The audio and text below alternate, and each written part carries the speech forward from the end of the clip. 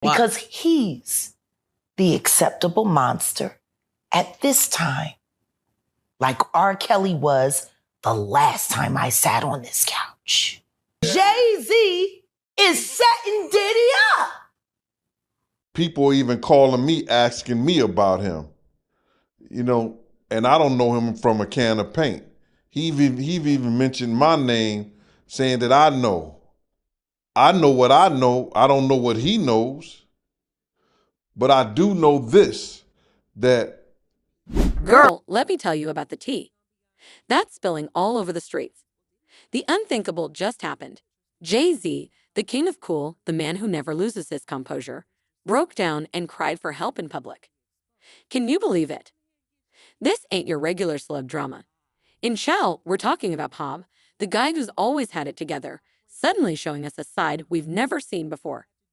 Picture JayZ standing there in front of everyone, tears streaming down his face. It's like seeing Superman without his cape. You know the street for saying it was a total shock. Nobody saw it coming.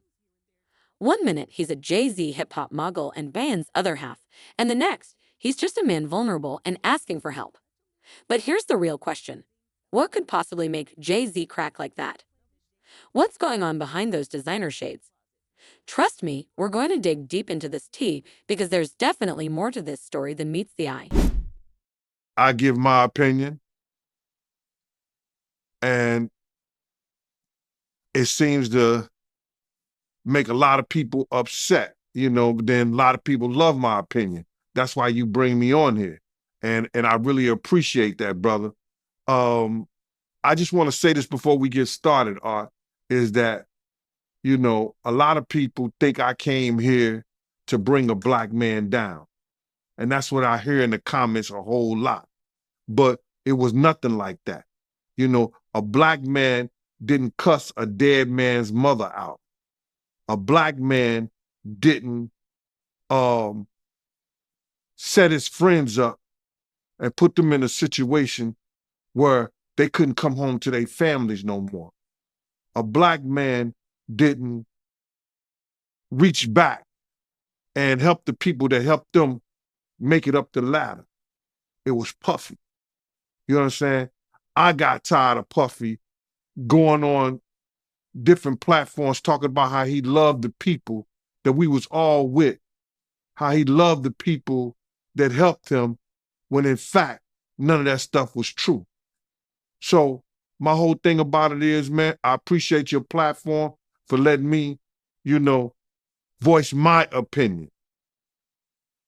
And like I said, opinions like an asshole. Some of these cats out here get paid for their asshole. I get paid to give my opinion. Yeah, I feel you, man. I mean, yeah, you just on here giving your opinion, man. I mean, you was one of the people that was real close to the situation, so why not? Thank you. I appreciate that.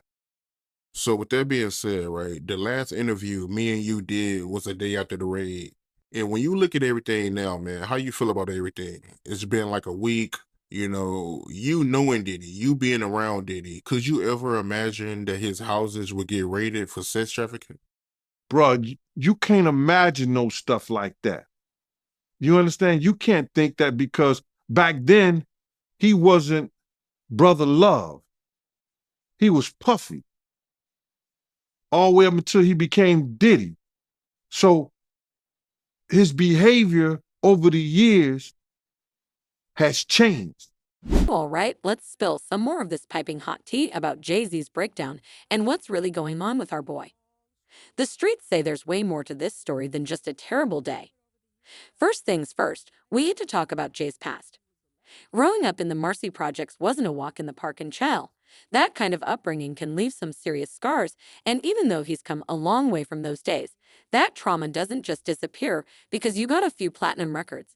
It ain't just about the past being on top of the game and comes with its own set of problems. The pressure to stay relevant in the music industry is no joke. One minute you're hot, the next you're not, and JayZ's been trying to keep that crown for decades now. That's got to take a toll on a man's mind. You feel me, and let's not forget about all the recent drama in Jay's life. Remember, that's got to take a toll on a man's mind. You feel me, and let's not forget about the trouble in paradise with Bayek for years now. I'm not saying all the rumors are true, but smoke breeds fire. Why is everyone having such a hard time? He ain't doing shit different. He lined up D. Haven, stole his life and identity. He lined up Big L, stole his life and identity. He lined up Dame Dash, stole his life, identity, and took his love. Lined up R. Kelly. He wants to be the one. Yeah, shout out D. Haven. He actually hit us up, wanted to tell this story. You need to talk to D. Haven. Yeah, we need to talk to him. I told you that last year when I put you on the phone with him. You did. I want you to think about this. Allegedly, Sean Carter is responsible for enacting Hype Williams to put Aaliyah on a faulty plane to move her out the way as punishment for rejecting him, and so he could level up Beyonce, who was struggling. Let's just say allegedly that happened. Now, I want you to think about 106th and Park with Mary J. Blige. Free, who is a victim of Sean Carter. Yeah. Mary J. Blige, who is a victim of Sean Combs, are sitting there talking about the death of Aaliyah amongst each other. Think about that.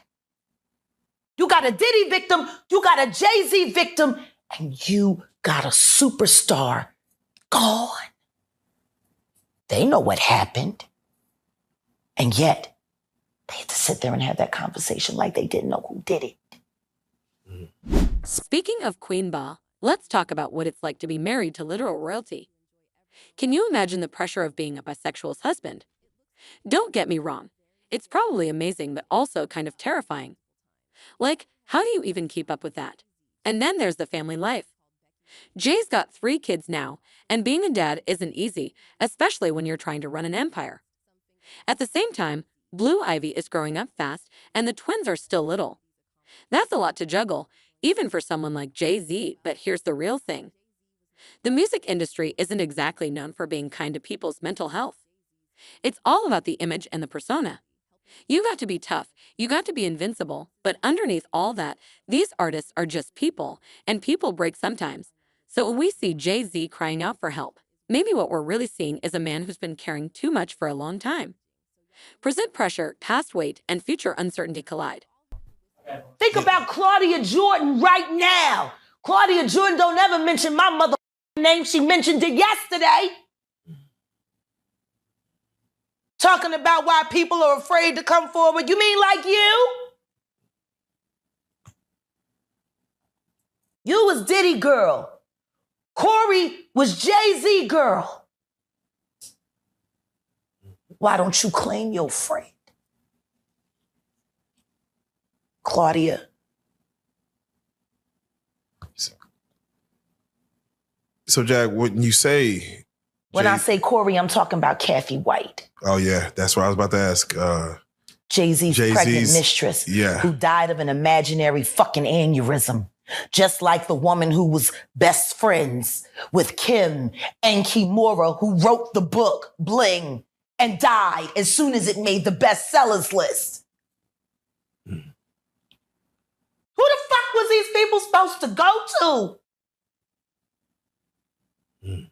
You can't go to the boss because the boss is fucking you. And the boss's boss don't get no fuck. Can't go to the authorities. They're all bought and paid for. You could try to get a special prosecutor, but they'll just pay somebody to reassign him to another case. Where the fuck you go when you get over by the industry? Nowhere. That's where you go nowhere, which is where people like me step in.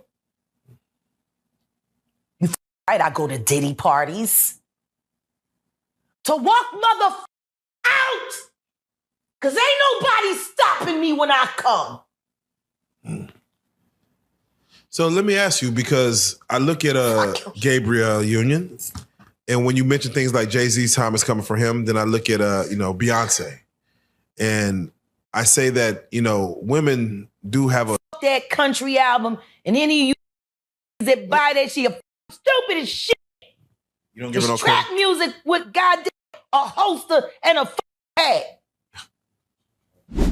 And you know what? Maybe it's time, because the streets say this breakdown could be the breakthrough. JayZ needs hits like they say. Sometimes you have to hit rock bottom before you can start climbing back up. So what's really behind JayZ's design? There's a whole lot of pain pressure and probably some stuff we don't even know about yet. But one thing's for sure. This ain't the end of JayZ's story. It's just the beginning of a new chapter. And girl, you know we're going to be here for every juicy detail. She should have tried it on. Tammy Wynette.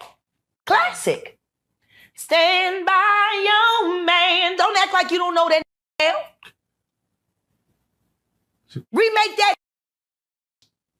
Stand by that. That's a real country hit. Jolene, nice. But it has a ring to it. Stand by your man. Yeah. Whoops you and disrespects you with other like Kathy Coriana White. All right, well, let's do it like who was this. Actually carrying his baby while you was faking it.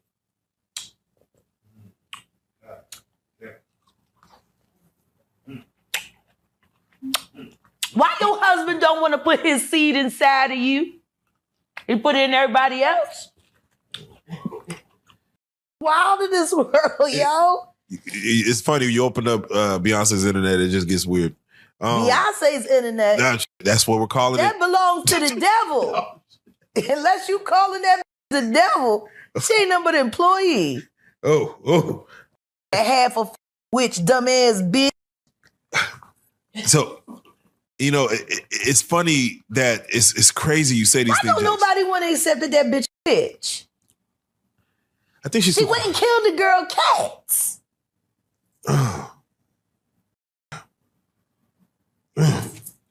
Okay. A girl went to court and charged her with extreme witchcraft.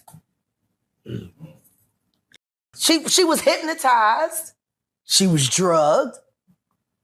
Beyonce came and she was in there eating on her and shit while she was asleep. Snacking on his bitch, killing people cats. And guess what? They wouldn't give her a restraining order. They just told her to stay away from Beyonce and work for somebody else. Guess what? She's having a hard time finding work too. Which is interesting because she's a brilliant musician. And she was trained at the esteemed Berklee College of Music. Handpicked by my very good friend, Terry Lynn Carrington, Dr. Terry Lynn Carrington, who put together Beyonce's entire female band, which was Matthew Knowles' idea because he couldn't get Beyonce to stop people. Guess you didn't know your daughter well enough because she just started all the girls. Girl, you won't believe the explosion that hit after JayZ's breakdown. The streets are buzzing like crazy and everyone's got something to say about it. It's like the whole world just stopped to watch Hoff cry. As soon as that video hit the internet, it was like throwing gasoline on a fire. Twitter went wild, Instagram went wild, and even TikTok couldn't keep up with all the reactions. Some folks were shook, like, is this for real? The others were all poor. Jake needs help. And then there were those haters. The type saying it was all for publicity. The internet never sleeps, and this tea kept everyone awake for days. But here's the thing, it wasn't just us regular folks talking. Celebrities were jumping in left and right, showing love for JayZ. You had everyone from Diddy to Rihanna posting supportive messages. Why the fuck did that house burn up? Who the fuck goes to their childhood house for a visit and the shit goes up in flames? That was very weird. The next day, within the week? The next day. The next day. And still, no real investigation on how the house just went up in flames. Man. I guess they paid y'all off Like they paid y'all off for that Astro World. So let me ask you, Texas politics. Yeah, Texas politics, man. It's that right there. We're gonna talk about the episode, but for right now, I just got to get your take on when we see a Killer Mike win 3 Grammys and get arrested immediately after because JayZ paid somebody to him up just so he couldn't have a good night. You, Sean. Hey, man. Weirdo. Oof. I don't get no what you got in your head, that neural link. You'll never outthink me. Ever. All I do is frustrate your AI. You can't quantify me. You can't even control your wife. You gonna handle a bitch like me. You can't even control that goofy bitch. You should have did a better job. Maybe she wouldn't have had to lose her mind on Kathy. Because you ain't protecting you. You're protecting her. Wonder what? Even Kanye, and we all know how messy that relationship's been, tweeted something nice. It's like the whole music industry came together to have JayZ back now. You think JayZ's team would be all over this, dropping statements left and right, trying to control the narrative. The streets were saying they were scrambling behind the scenes, trying to figure out what to do when they finally did speak up. It was all vague talk about taking time for personal matters and asking for privacy, like, come on, we're all dying for the real tea, but let's talk about what this means for JayZ's image. I mean, we're used to seeing him as this untouchable king of hip-hop, right? Always cool, always in control. Now suddenly he's breaking down in public. It's like seeing Superman cry. You feel me? Some people say this could hurt his career, like he's losing his edge, but here's the thing. The streets say this might actually be beneficial for Jay, like maybe showing his vulnerable side will make him more relatable. Oh, Jay. Okay. That's why it's fuck Rock Nation. Hey. Wow. I'm going to tell everybody about Big L, Sean. Big L? I would just rather do it on the stand, Sean. Please sue me. I want to go to court. And I want to talk about Big L on the stand. Wow. What's your thoughts about Dame Dash? Dame Dash got fucked over by somebody who was supposed to be his friend. So this Big L is associated. Big L is the one that put JayZ on.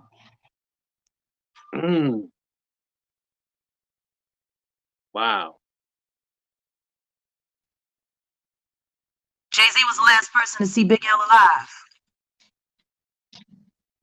Wait, so this Big L person is not living on this earth no more? He's been dead for years. His death made it possible for reasonable doubt to live. Whoa. See how good I keep secrets, Sean?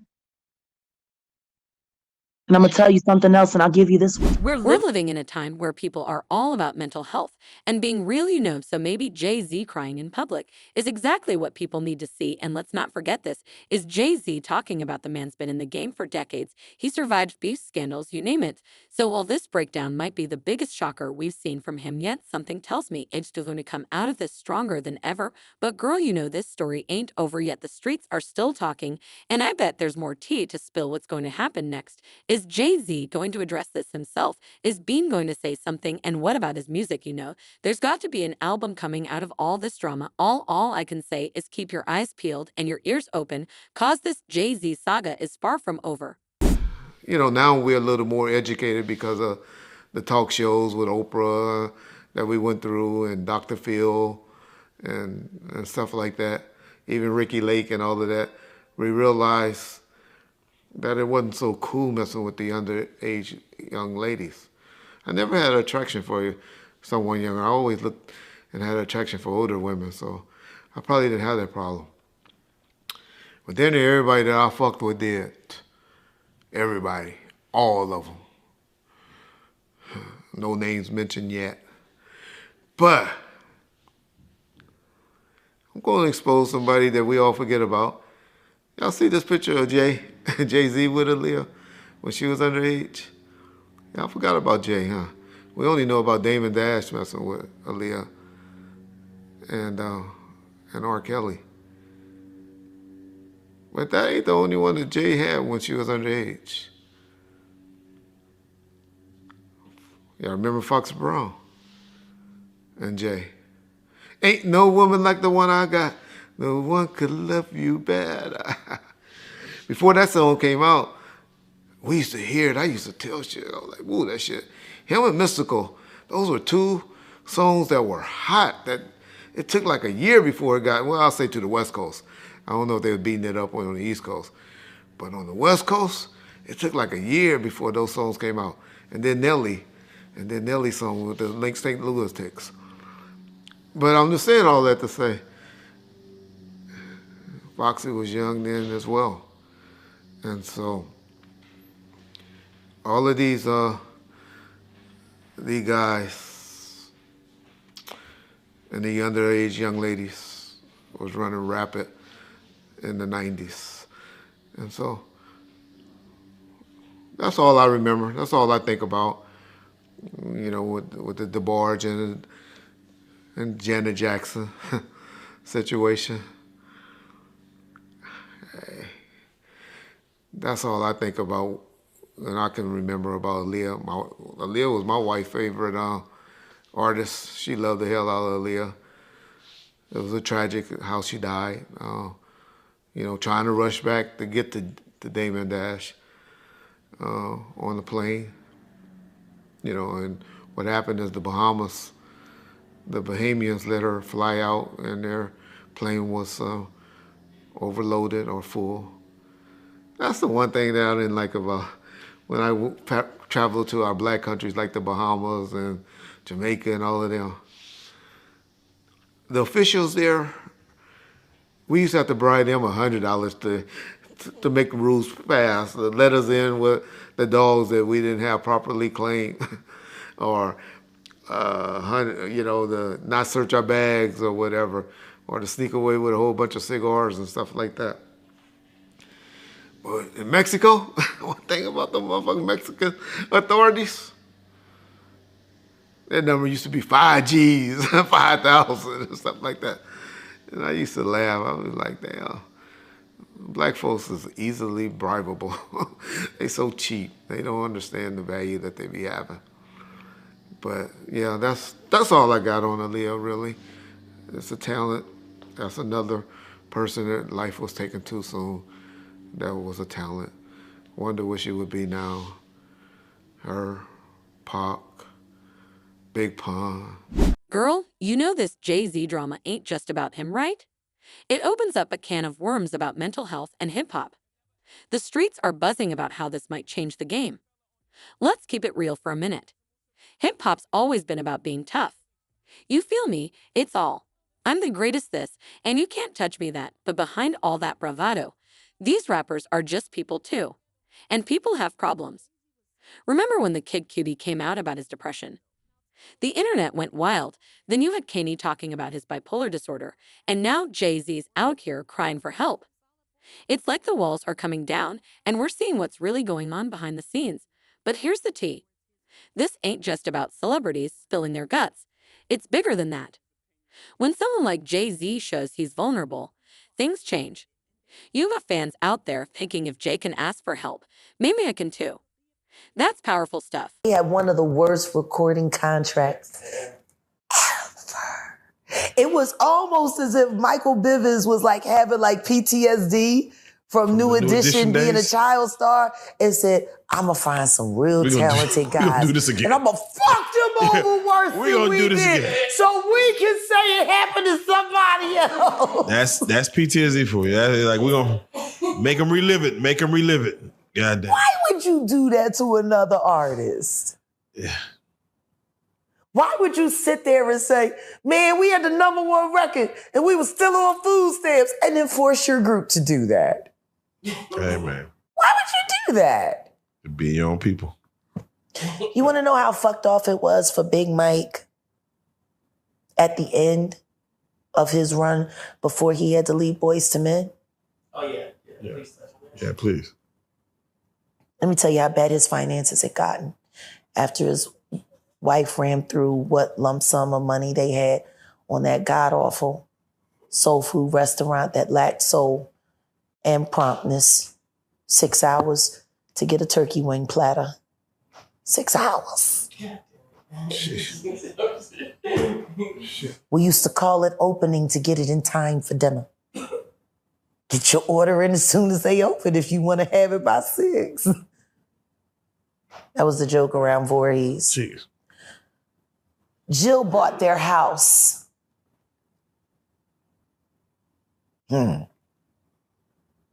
She got it cheap. It would have been a $750,000 home back then, but they were forced to knock $250,000 off the top because of the structural damage.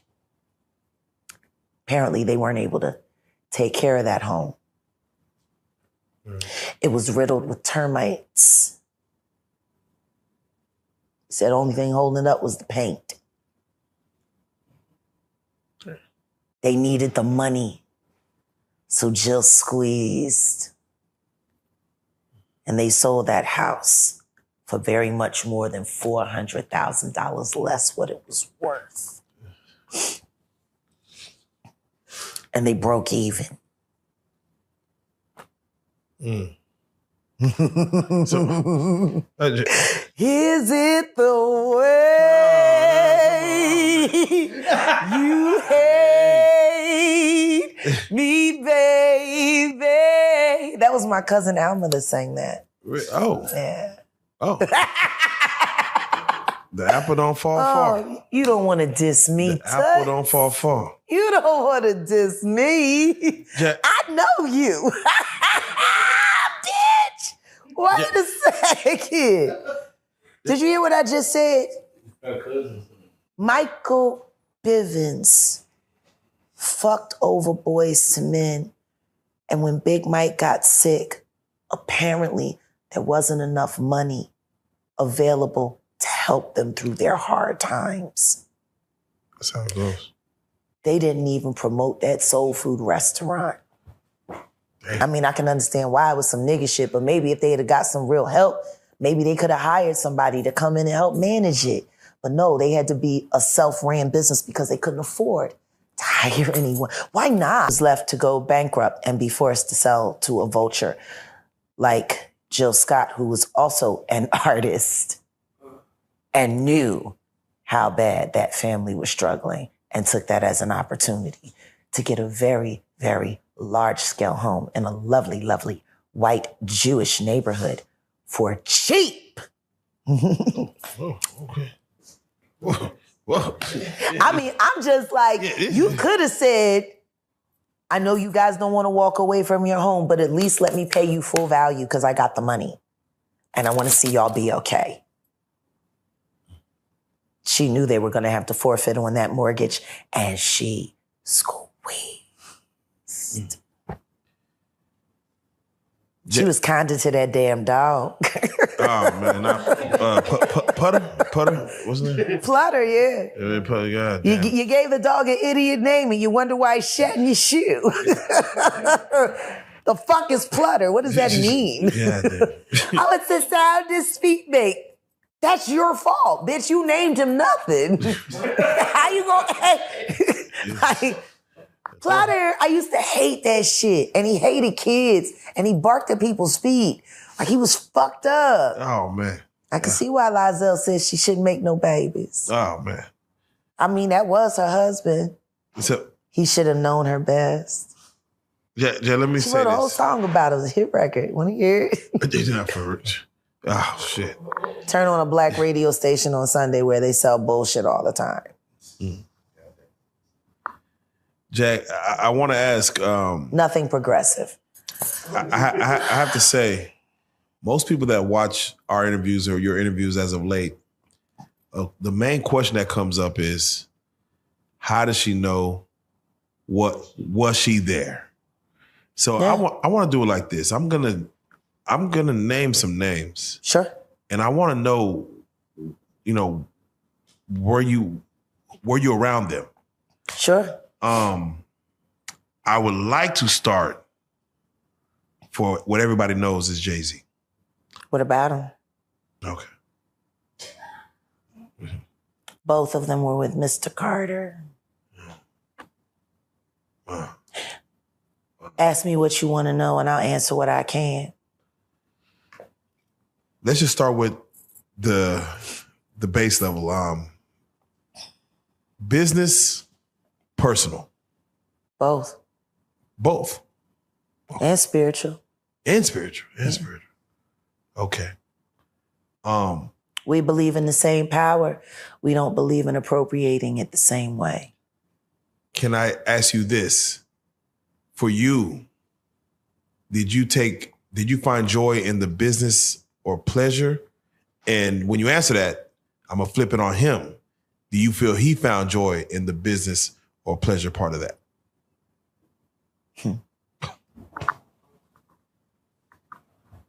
Or spiritual?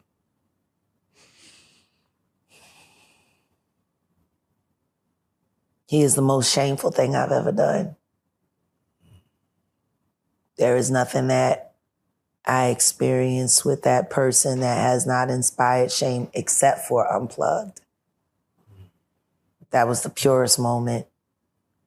For me, it was all done in love for music, love for all that was there, love for the culture.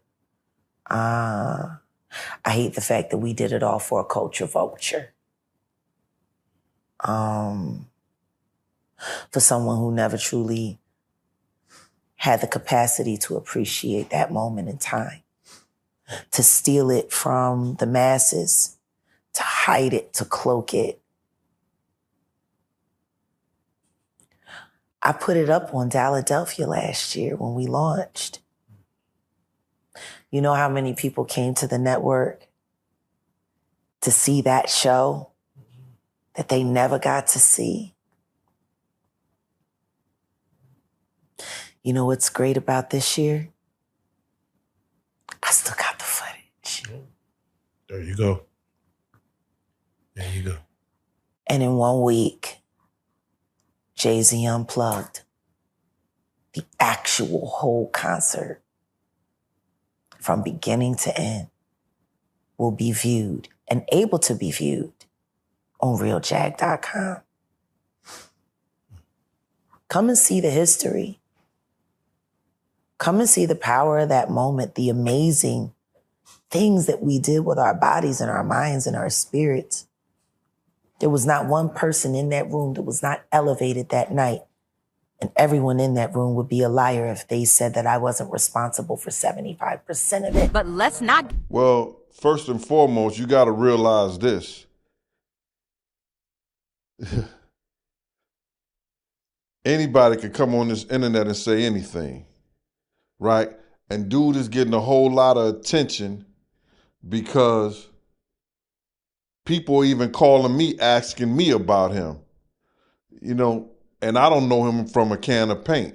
He even mentioned my name, saying that I know.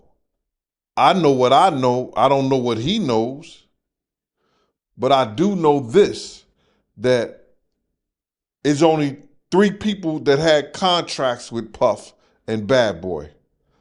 Me, Wolf, and Paul Offord. If he didn't come through Paul Offord Security, Green Gate Security, he didn't have a contract with Puff. Because anybody who worked for Puff, other than me and Wolf, came through Green Gate Security. That was Paul's security thing. Especially at the time that he was saying that he worked for Puff. Or Puff offered him $30,000. Now, anybody knows this, that Bad Boy took 50% of all this artist publishing, right? 50% of all the artist publishing straight out the rip.